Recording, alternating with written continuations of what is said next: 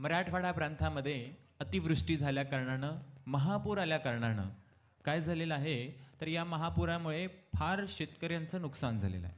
मानवता धर्म आपल्याकडे असणं फार गरजेचं आहे आणि म्हणून मानव धर्म जपणंही आपल्याला फार गरजेचं आहे.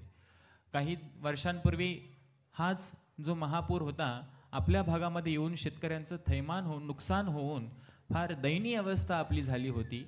तर आता मराठवाड्यावरती हा प्रसंग ओढावलेला आहे, दुःखद प्रसंग आहे. मी ते व्हिडिओ आणि विदारक दृश्य पाहिल्यानंतर फार दुःख आणि आपोआपच डोळ्यामध्ये अश्रू येऊ लागले. पण तो अशा प्रसंगी आपण त्यांना मदतीचा हात पुढं करणं फार गरजेचं आहे. म्हणून श्रीमठाकडून उद्या इथून एक गाडी सामानाची जाणार आहे. तर आपण सर्व लोकांनी याच्यामध्ये आपले अनमोल सहयोग यथाशक्ती, कोणालाही कोणत्याही प्रकारची जबरदस्ती नाही, यथाशक्ती त्या लोकांच्यासाठी धान्य पाठवणे, लोकोपयोगी वस्तू पाठवणे फार गरजेचं आहे. तर म्हणून आपण मठाकडून तर व्यवस्थित वस्तू पाठवणारच आहे, तर आपण प्रत्येकाने मानव धर्म जपला पाहिजे. आपण सर्वांनी व्यवस्थित वस्तू रूपामधून पाठवायचं आहे. ज्यांना पैसे जमतील त्यांनी पैसे जमा करा, वस्तू खरेदी करून आपण तिकडं पाठवायचं आहे. तर ज्या ज्या लोकांना वस्तू पाठवता येईल त्या त्या लोकांनी वस्तू, धान्य, अन्नधान्य वस्तू, तेल, घरच्या लोक उपयोगी जी वस्तू आहेत, रोज उपयोगीच्या वस्तू आहेत, त्या वस्तू आपल्याला पाठवायच्या आहेत.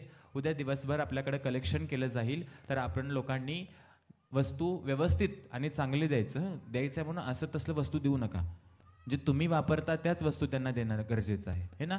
त्या प्रकारचे वस्तू आपण सर्व लोकांनी उद्या एकत्रित करून आपण श्रीमठाकडून आपल्या त्या बाढ पीडित, महापूर पीडित लोकांच्यासाठी आपण एक मदतीचा हात पुढे करूया. मानव धर्म, आपल्याला कोणत्याही वोटची गरज नाही आहे. आपण फक्त मानव धर्म म्हणून मानव धर्म जपण्यासाठी आपण त्या लोकांना सहयोग प्रदान करायचा आहे. आदिनाथ भगवंतांच्या कृपा आशीर्वादाने, जगन्माता चक्रेश्वरी देवीच्या मंगल आशीर्वादाने त्या लोकांचे दुःख दूर हो आणि त्यांना सुख समृद्धी ऐश्वर्य प्राप्त हो, अशी मंगल भावना. ओम नमः.